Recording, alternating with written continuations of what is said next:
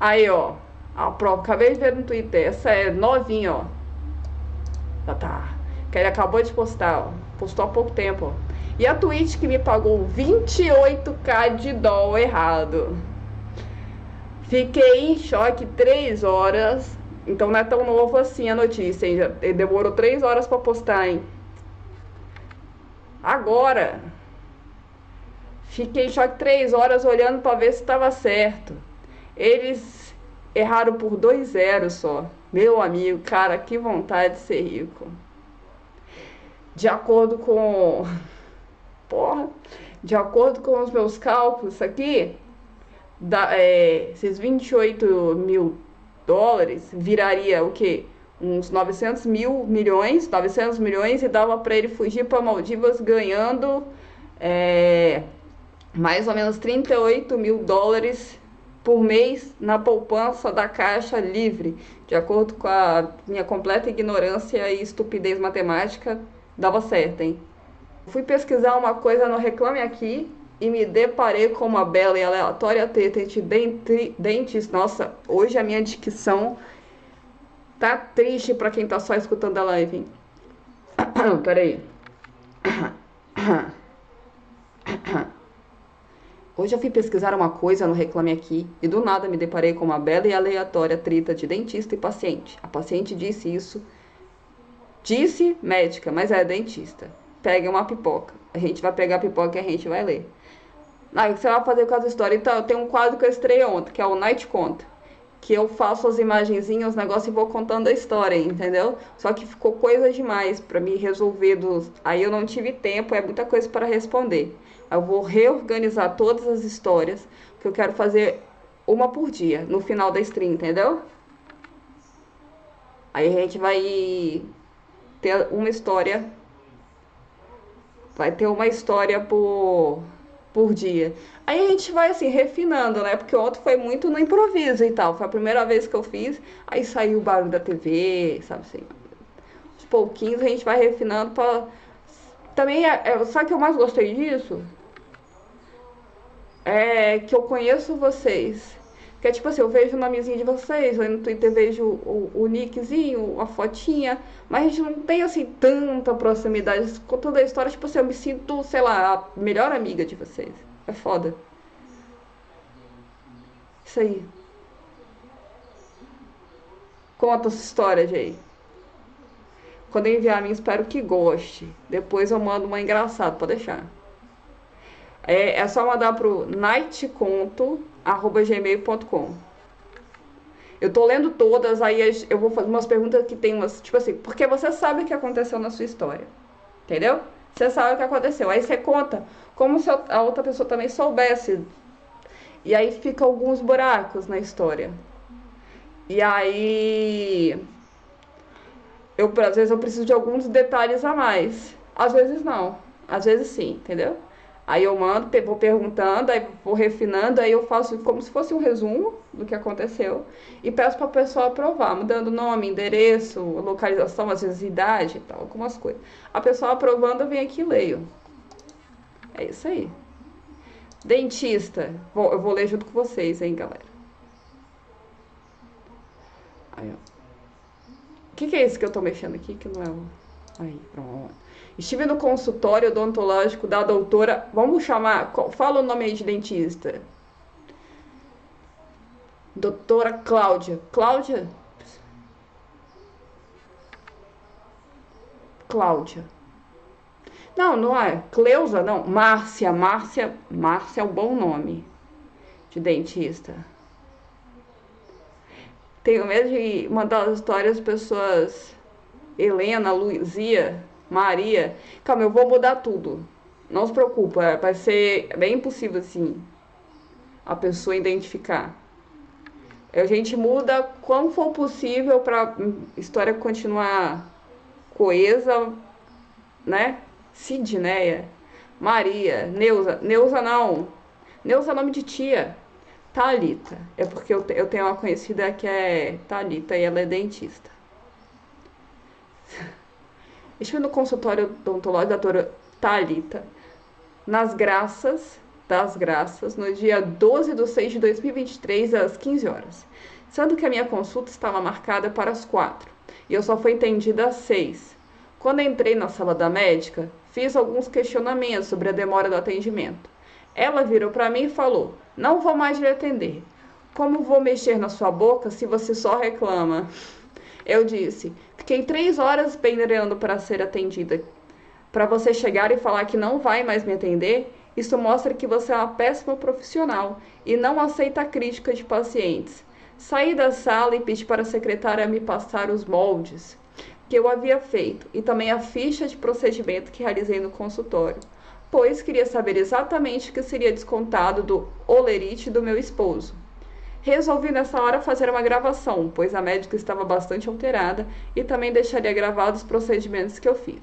A médica mostrou na ficha que seria descontado e quando eu pedi para tirar foto, ela disse: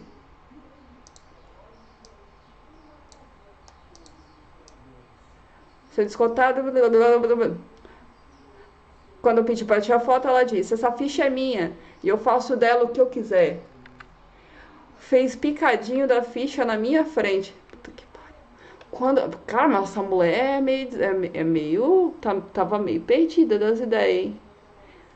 Fez picadinho da ficha na minha frente. Quando eu dou por conta, eu estava gravando. Se deu por conta, eu estava gravando.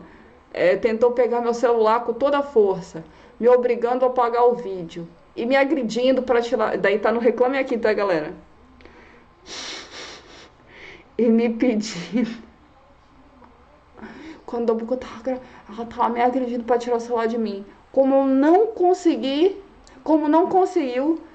me manteve presa dentro do consultório, me ameaçando, dizendo que só ia soltar quando eu apagasse o vídeo. Logo depois eu liguei pro meu esposo, explicando a situação e mostrando que a médica é dentista, né? Havia me trancado. Meu esposo falou pra médica que sua atitude estava errada. Pô, cara, você tá errada, mano. Que não se deve trancar ninguém. Cara, parece meu marido. Muito assim, muito... Não se pode fazer isso, amiga. Que se deve trancar ninguém, que isso é cárcere privado. Logo depois a médica fez uma ligação e perguntou a alguém se ela estava fazendo errado me manter presa. E alguém a orientou a me soltar. Isso não é atitude de médico. Espero que não aconteça com vocês o que aconteceu comigo. Saiu do fake do Felipe, né? Pô, mas se alguém posta daí no Reclame Aqui, com o nome da pessoa, com o nome do consultório, sei não, hein? Clap.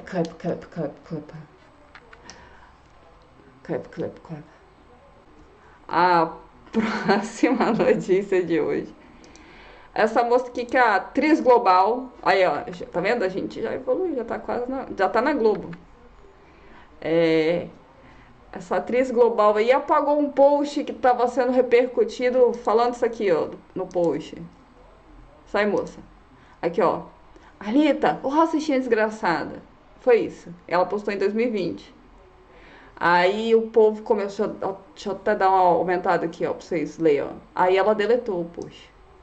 Aí quando começaram a falar, ela falou: "Essa não era eu era só uma criança nessa época." Aí apagou. A Clara, isso aí. Aí estavam repercutindo isso daí. Por que eu trouxe isso? Porque eu vi todo mundo falando sobre isso aí trouxe. 3 anos atrás, 3 anos. Todo mundo é gangsta, tem que encontrar a pessoa que você fala mal. E é verdade, né? Porque tá aí no meio dos famosos. Já pensou, gente? Imagina, a gente fala mal assim, ó, no Twitter de um monte de gente, aí do nada você tem que estar no meio deles, conviver com eles. Aí ficam ressuscitando, às vezes você ficou falando mal. Rapaz. Não é só Larissa Manoela. Bruna Marquezine já brigou com a mãe empresária. A foto das duas. Olha que bonitinhas as duas.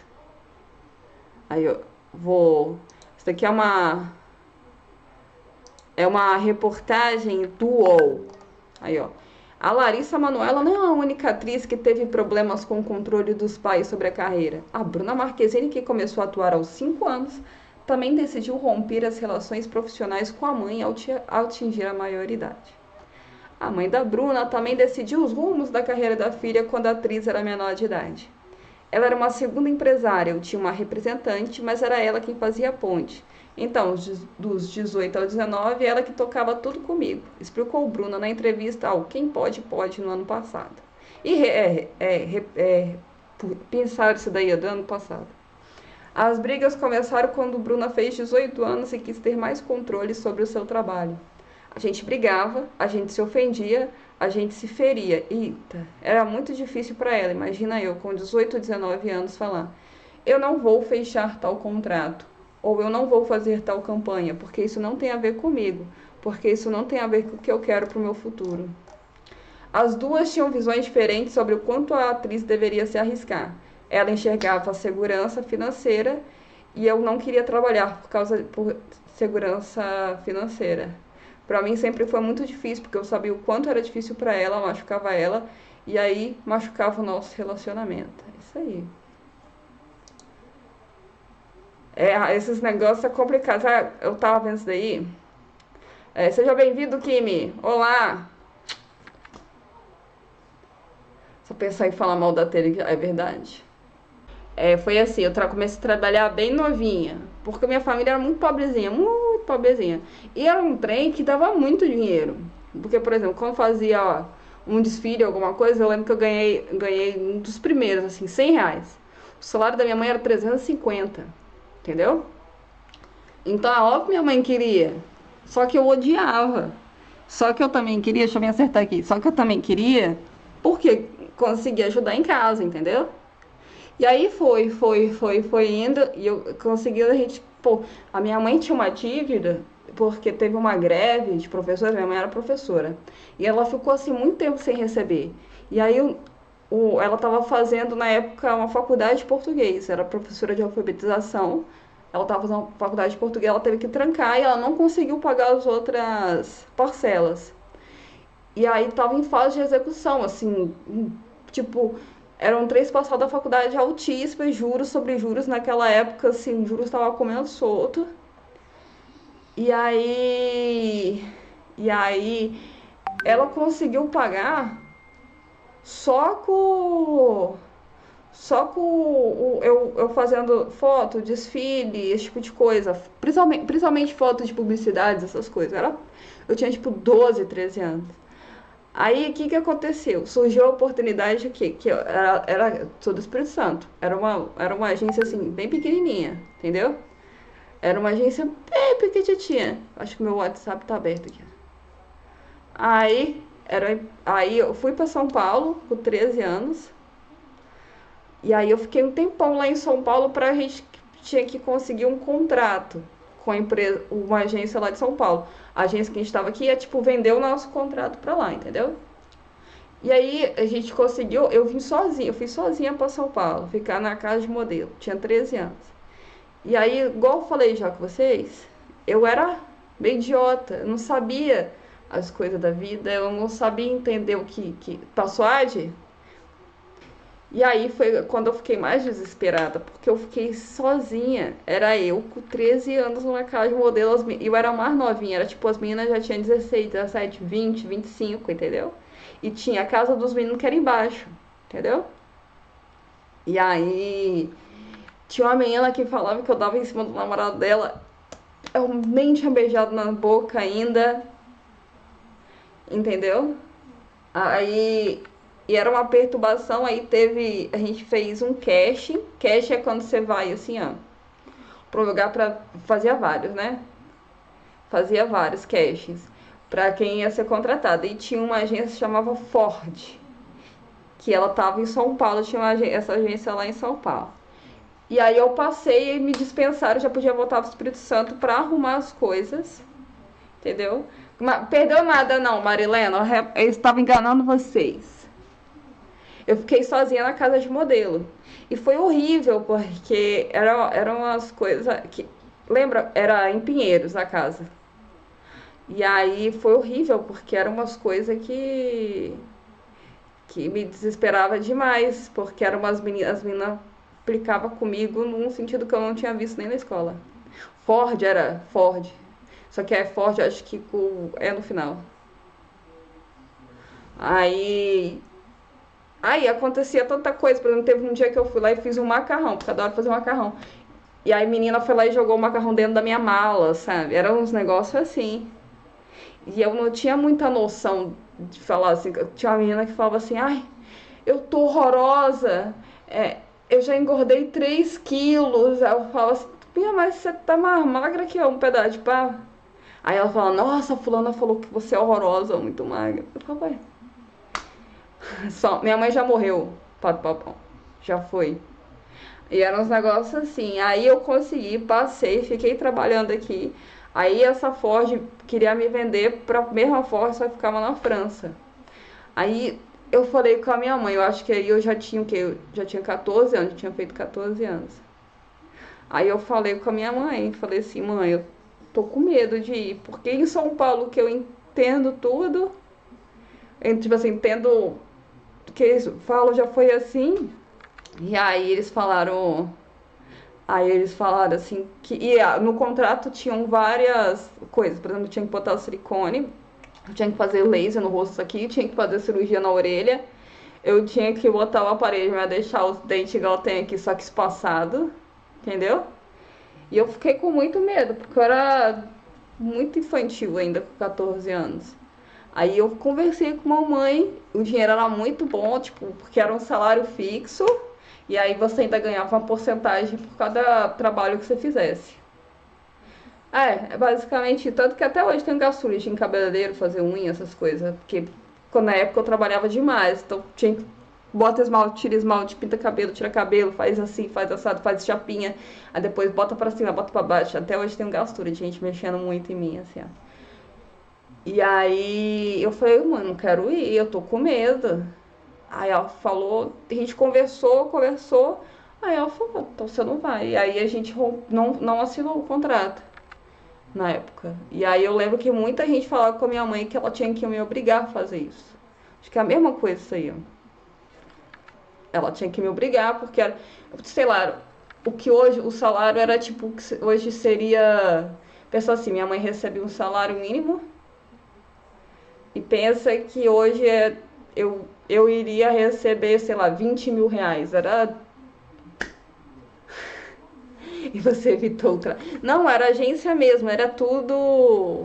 Era tudo legal, é porque compravam-se contratos de modelo. Aí o objetivo de toda modelo era ir pra fora, né? Isso daí era 2003, 2002, por aí. O objetivo de toda modelo era pra fora. Só que eu nunca quis ser modelo, eu gostava de ganhar dinheiro. Indicar o fotógrafo casamento. Pois é. Eu ia ganhar mais ou menos comparado, entendeu? É lógico. Minha mãe não me forçou aí. Foi difícil, mas eu fiquei com muito medo. E hoje em dia, se eu voltasse no tempo e tivesse a mentalidade hoje com 30 anos, cara, eu ia tirar de letra. Mas na época eu não tinha a mentalidade de 30 anos, eu tinha a mentalidade de 13 anos. Eu só senti muito pavor, muito medo. Medo da cirurgia, medo de gente falando o que eu tinha que fazer com o meu corpo. Medo porque você não pode comer. Eu sempre fui muito magrela, então eu já não podia comer. Eles não deixavam a gente ficar comendo. Chegava a menina, assim, em época de desfile, chegava a menina cinza. Não tinha uma gota de sangue no corpo daquela mulher. Era todo mundo. Aí, antes de entrar pra passarela, tinha as meninas lá que botavam chocolate na boca pra dar uma. Pra conseguir andar, uns negócios bizarros, assim. E eu ficava só assim. Aí e tiveram várias situações assim, que minha mãe era muito pobre, a gente tinha pouco dinheiro. E aí teve essa época das crises. As meninas ficavam sem comer. Aí, por exemplo, aí tinha uns negócios que a minha mãe tinha que me acompanhar.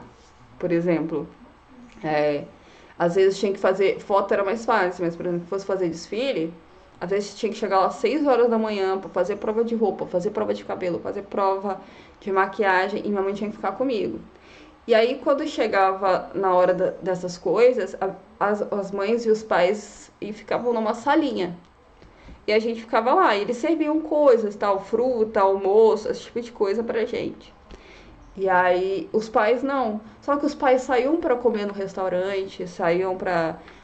E minha mãe não tinha dinheiro. Era, tipo, Aí minha mãe levava uma marmitinha, se desse pra esquentar, esquentava, se não desse pra esquentar, comia do jeito que tava.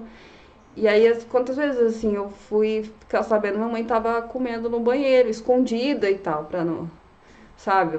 Era uma coisa que me matava muito. Aí teve um dia que foi específico, que era um desfile que aconteceu num shopping que tava inaugurando aqui, de uma loja. E aí, que tava vindo, era da Melissa. Era de sapato, que você é toda preta, é um tipo de sandália, Melissa. Era da loja que inaugura lá.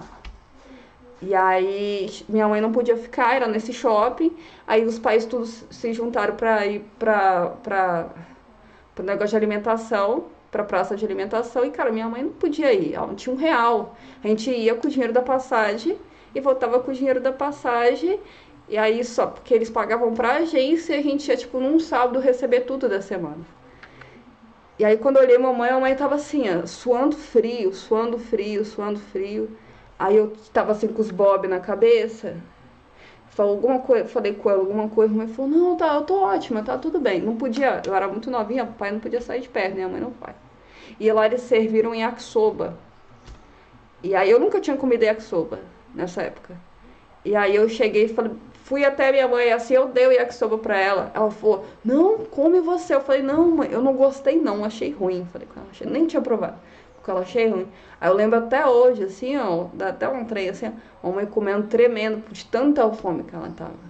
Aí a gente tinha que, e passava humilhação, passava um monte de coisa. Não, valia a pena, mas essas coisas foram marcando, entendeu? Tá complicado. Olha que homem desgraçado. Olha. Vai, Nayane. Vai, Nayane, eu tô contando o negócio da minha vida aí, Eu tava ó. aqui, eu tô dando o plano de fundo. Aí agora minha mãe morreu já. Ai, eu tava contando um negócio Eu tô mó. assistindo, não era o que você falava que eu tava aqui, eu tô dando o plano de fundo pra mobilizar as pessoas. Aí era uma coisa que foi marcando na minha cabeça, todas essas coisas, entendeu? Que foram acontecendo. O pai, ele abre mão de muita coisa assim, mas. Agora pede subir por pena. A sua relação com sua mãe era boa, era boa.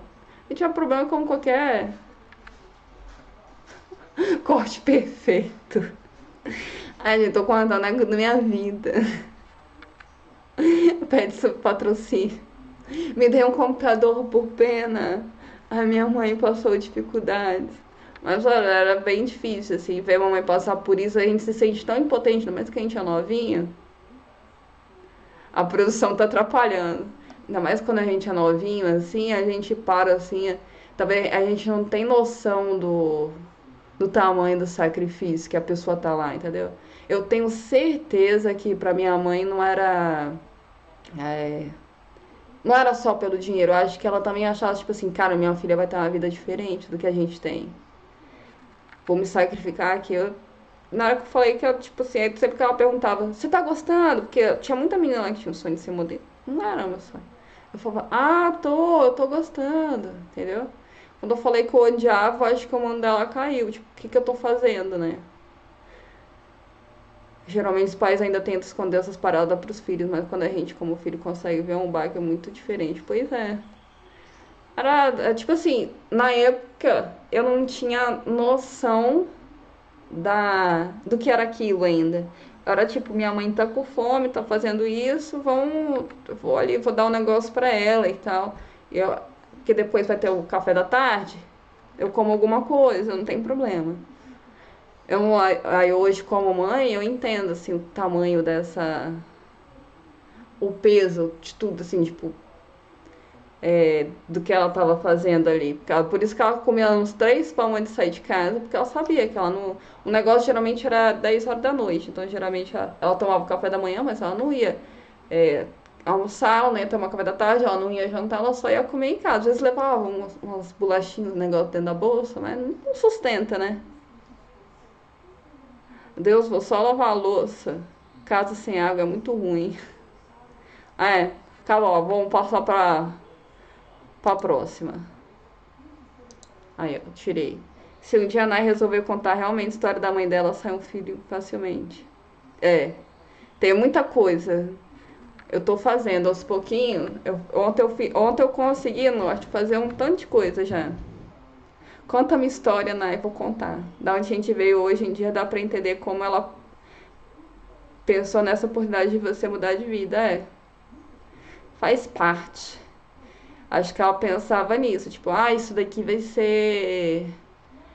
Pô, não é todo dia que alguém olha pra você e te dá um emprego, você novinho, assim, ganhando bastante, só por você ser você. E eu era o maior rato do mato, assim, ó. Eu era a pessoa. A minha sorte é que eu sempre não fui tímida, eu sempre fui despachada.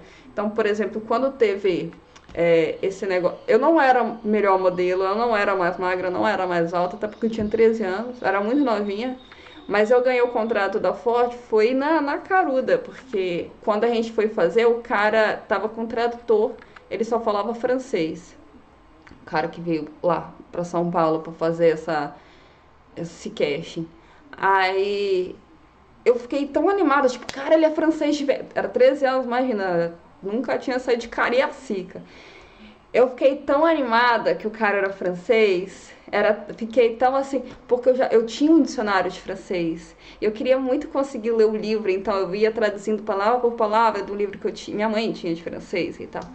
E eu comecei a perguntar várias coisas pro tradutor perguntava, e eu comecei a perguntar se eu queria saber como que era a vida dele lá, como que tinha sido a infância, porque você faz o catwalking, que é você fazer o que você faz na passarela, você leva um book, que é com as suas fotos, aí tem pelo menos na minha época, né? Tinha uma foto assim que tinha suas medidas, tudo direitinho, e era isso. E aí depois tem uma mini entrevista, que ele vai perguntar, você estuda algumas coisas assim, você tem que falar, e a paz mundial, eu queria a paz mundial. E aí eu tava cagando sobre aquilo, eu só queria saber quem era ele. Aí ele falou assim que eu não era nem a mais bonita, nem a mais talentosa, mas eu era mais carismática. Aí eu ganhei na caruda. E aí eu só podia ser uma da agência e eu fui escolhida. Aí ganhei macarrão na minha mala. E eu nem queria ir. Eu só tava muito curiosa. Aí, ó. Esse cara aqui, ó, é o empresário da Larissa Manoela. Ele é empresário. Né? Meu papel de desinformação aqui pra vocês, ó. Ele foi o que descobriu, era de uma agência de talentos. Ele que aí fez essas pontes de contato e tal, é um caça-talentos aí infantil, tá? E é isso aí. É o moço que descobriu, ele fez um post aí com essa foto com ele, esse aqui é ele, tá? É ele. Ele é francês, ele é brasileiro, é o Marcelo Germano, oficial. Fez um post aí, ó, com a foto dele com a Larissa e a gente vai ler o post dele. Vamos ver o post dele aqui, ó. Nayane é muito bonita, talentosa. Oh, amor, são seus olhos.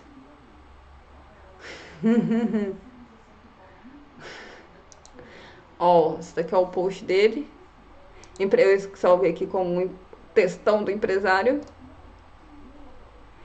Enquanto o Brasil todo provoca discórdia entre pais e filhos, esse cara fantástico que sempre esteve ao lado da filha em todos os momentos, sabe, o Gilberto, tudo isso vai te deixar mais forte e logo essa filhota estará ao seu lado novamente, sempre com esse sorriso e brilho nos olhos.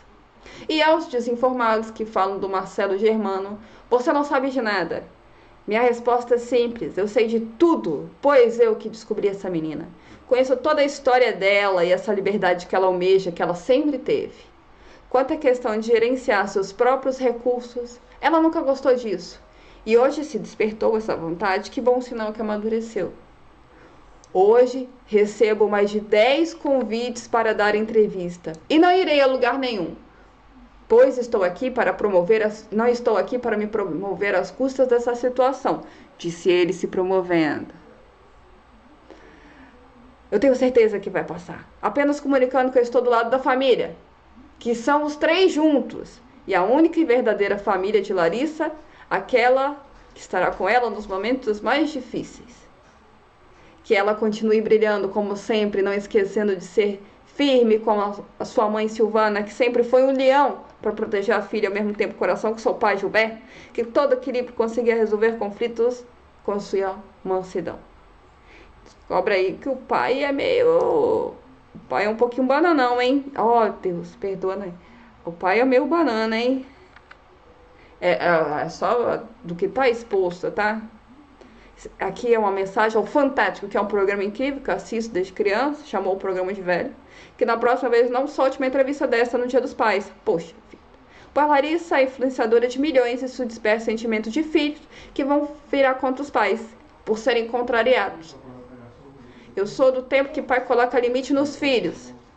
É amor e não aprisionamento, como muitos estão interpretando. Enfim, a tempestade vai passar, eu estaria aqui torcendo pela vitória dos três juntos, construir o fenômeno da TV. Eu quero os três construíram a TV, a Larissa Manoela. Agora deixa eu falar um negócio pra vocês, sério. Aqui, vamos lá. A Larissa Manoela não nasceu nessa família. Ela poderia ter o sucesso que ela tem? Possivelmente, talvez. A resposta é talvez, tá? Talvez se os pais, né, dela, os hipotéticos possíveis pais aí, né, investissem e tal, porque ela ia continuar com o talento dela. Agora, se a Larissa Manoela não tivesse nascido, os pais seriam milionários? De forma alguma é impossível, não. Não seriam. É isso aí. Eu vi muita gente também falando... Desculpa pelas palavras assim, pau no cu de empresário, aprisionamento sim, foda-se, irmão, a mina que você dona se os pais não querem deixar ela, mais dois. Então, tem um negócio que a gente fala assim, a gente cria o filho, eu sempre converso com o Antônio. Tchau, Nai, eu vou treinar. Tchau, Igor. Sério, a mãe falei que consigo dar o pior. Não, o pior é que o negócio virou o seguinte... Porque assim, tem sempre um negócio não binário, né? Muito binário, né? Quem vai ficar do lado dos pais é os de direita conservadores. Quem vai ficar do lado dela é os de esquerdas progressivas. Gente, pelo amor de Deus. Ai, faltou luz aí também não, graças a Deus não faltou não. Isso aí não existe. Primeiro que as coisas não são assim tão... O que dá a entender, diante de tudo que foi exposto, das coisas que foram colocadas, dos rumores, tanto de um lado quanto do outro, dá para entender o que aconteceu. É uma suposição nossa. Mas por quê? Os pais, eles dão as ferramentas para os filhos seguir adiante, entendeu? A gente passa a vida toda fabricando ferramenta para os nossos filhos levarem a vida deles. A gente tem que confiar nas ferramentas que eles vão saber usar essas ferramentas. Se a gente ficar fabricando em ferramenta, ficando com ela na mão, sem deixar que eles usem as ferramentas deles, eles nunca vão para frente. A gente não queria frio pra gente. Se um dia meu filho for milionário, não acho que é uma... Porque tem muita gente que fala assim, eu estou criando meu filho para ele me sustentar, para ter alguém quando eu for velho. Isso não existe, cara. Mas no caso dele foi basicamente, ele abriu o Twitter e viu o Felipe Neto apoiando. Tente. Aí, quando você tenta fazer isso com o filho, você aprisiona ele num sentido, você bota culpa, você bota um sentido de dever. E se a pessoa quiser jogar tudo pra cima... E sei lá, não quero mais. A pessoa fala, não quero mais ser atriz, não quero mais fazer nada. Eu conquistei dinheiro suficiente, eu quero viver com o rendimento disso viajando. O problema é dela. Mas ela vai se arrepender. O problema é dela. Entendeu? A gente dá as ferramentas. É isso. É só isso. A notícia é essa daqui, ó. Tentar contar a história resumidamente, mas basicamente eu tava ontem na Barra, trabalho, e aí eu tava com a minha mãe no telefone todo o tempo. Eu liguei pra minha mãe, a gente tava conversando. Antes de eu entrar no carro do aplicativo que eu tinha chamado, estava com ela em ligação. Durante a viagem, tava tudo tranquilo, até que o motorista parou o carro no meio da rua, pra ser mais específica, ali no meio da rua de São Conrado. Ele saiu do carro, foi ver alguma coisa no porta-malas, voltou, Depois de, assim, 10 segundos que ele retornou pro carro, ele pôs uma máscara. A gente tava pegando aquele túnel que divide São Conrado ali do Leblon pra chegar ali no comecinho da Gávea. Tava um pouco de trânsito, eu comecei a sentir um cheiro muito forte.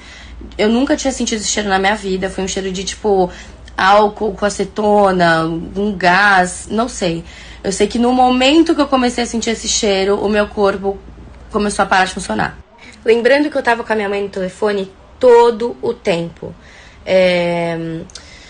Enfim, eu perdi a fala. Minha mãe tava conversando comigo no telefone, eu parei de responder. Até porque, primeiro, que eu tava com muito medo. Segundo, que eu não sabia o que tava acontecendo, porque meu corpo tava muito estranho. Eu não conseguia falar. Eu não sentia mais a minha perna, eu sentia a minha perna dormente. O meu braço formigando, todo o meu corpo formigando. Minha primeira reação foi tentar. É muito difícil nessas horas que a gente entra em pânico. Mas eu, assim, graças a Deus, consegui tampar meu nariz com a camiseta que eu tava. Eu cheirei meu cabelo. Fiz de tudo pra aquele odor não entrar, né, no meu nariz ou algo do tipo. Minha mãe ficou falando comigo o tempo inteiro pra eu não apagar, porque eu tava quase apagando, eu tava quase desmaiando. Enfim, eu não sabia o que tava acontecendo. Bom, assim que o carro parou, eu criei força pra finalmente sair do carro. Eu tava quase desmaiada, eu consegui entrar no estabelecimento onde me ajudaram. Eu tava branca, pálida, tremendo. Eu não sei o que ia acontecer comigo se eu tivesse ficado dentro daquele carro. Ou se eu não tivesse me ligado do cheiro, porque tinha um cheiro bizarro que realmente deu reação no meu corpo. Mas enfim, graças a Deus eu tô bem, eu consegui voltar em casa em segurança. E assim, gente, o que eu quero avisar é: tomem cuidado. Entrou num carro de aplicativo, manda a localização pra sua mãe, pra sua amiga, manda pra quem você estiver conversando. Toma cuidado, vê a placa do carro, vê se é mesmo o motorista. E mesmo se for, tomem muito cuidado. Todo cuidado é pouco. Vira e mexe, vem gente ganhar like com essa porra. Causa um pânico pra caralho, faz país, inclusive. Enquanto isso, dois humanos em carroça usando roupa simples começaram a falar em élfico sobre o dragão Capitão Montanha, o motorista com a máscara industrial. Cara, assim, existem algumas opções para o que acontecer aqui, tá? Primeira coisa, o cara foi ver o gás, porque o Uber geralmente funciona a gás, então ele deve ter aberto. E aí, o que ele fez? Mexeu ali no negócio empoeirado, botou a máscara, lavou a mão com álcool em gel, entrou lá dentro, ela sentiu o cheiro, que tem uns álcool em gel fedorento, que tem, era pra ter cheiro, parece que tem cheiro de arnica o negócio. Ó, o Antônio vai fazer café pra mim, eu escutei aqui, vocês escutaram? E aí, ela viu toda aquela cena que já está plantada de pânico, e ela teve uma crise de pânico, entendeu? E aí dá tudo que você imaginar. A pessoa, tudo é por causa do gás imaginativo que ela tem. Imaginativo, essa palavra existe, acho que imaginário. Desse gás imaginário, tudo. Se o nariz tá coçando aqui, ela fala: meu rosto estava derretendo. Botei isso com máscara industrial, a porta destrancada para ela conseguir sair. Ou é mentira. Só isso. Porque pode acontecer assim, se você você começar a pensar assim: eu tô tendo um treco aqui, ó. Tudo que você sentir, por mais normal, coisas do seu corpo que você nem tinha noção que aconteciam, assim, tipo sua barriga roncar, os movimentos da sua respiração, o jeito que você faz, essas coisas. Tomei AD, a gente espera. Passou AD.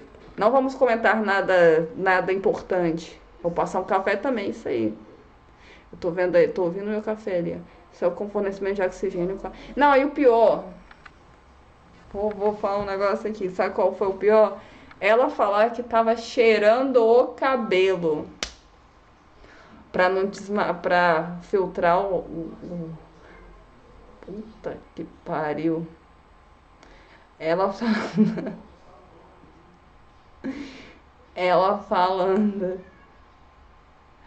que tava fazendo assim com o cabelo pra tampar o nariz. Gente, que gás tóxico é esse que você consegue tampar com o cabelo? Puta que pariu. Ah, parou no túnel, acho que parou lá na frente, depois. Já conseguiu botar a inscrição? Consegui, Coelho Caolho, consegui. Consegui, graças a Deus. Tinha que ser crime, mas acho que é, hein? Acho que é. Já teve gente que já foi aí sentenciada aí. Pois a gente, quem é que vai filtrar com o cabelo? Isso não existe. Era gás Snorlax muito pesado e grande.